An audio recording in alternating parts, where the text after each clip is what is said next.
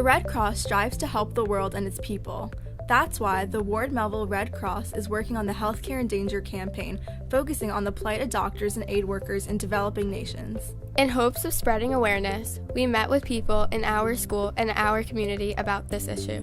Unfortunately, I'm not really well versed in it, and I'm not as aware as I wish I were. In terms of the Healthcare in Danger initiative, I have not heard any information about this specific initiative. In terms of healthcare workers going abroad and working in other countries and being attacked, unfortunately, that has been an occurrence for decades. The lack of proper healthcare definitely stems.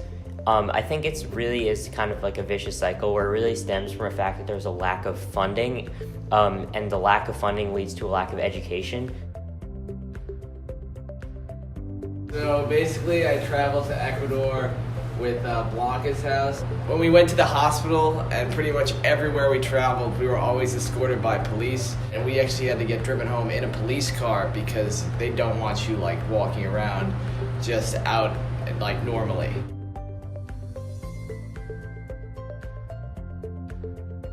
I didn't realize how dangerous it can be at night if you venture out of the hotel.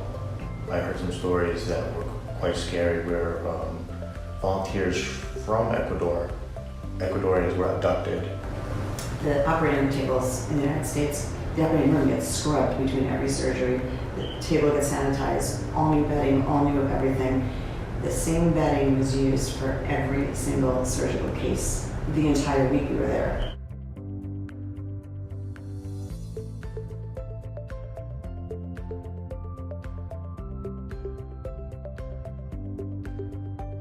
Well, we were not allowed to administer any medical help because we were not allowed, from the Iraqi government, we were not allowed to bring any medicines in.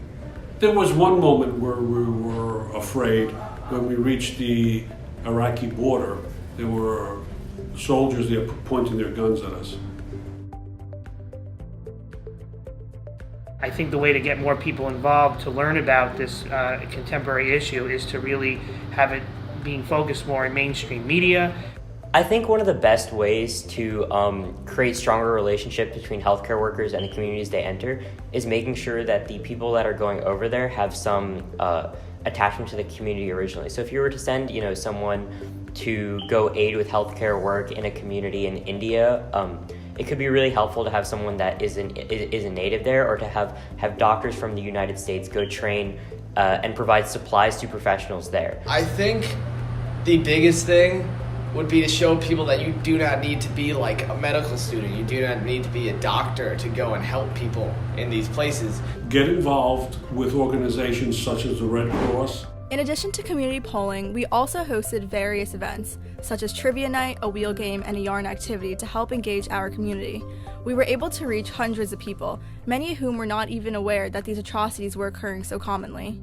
Educating more people about these injustices allows for greater strides to be taken to give people back their right to life and health.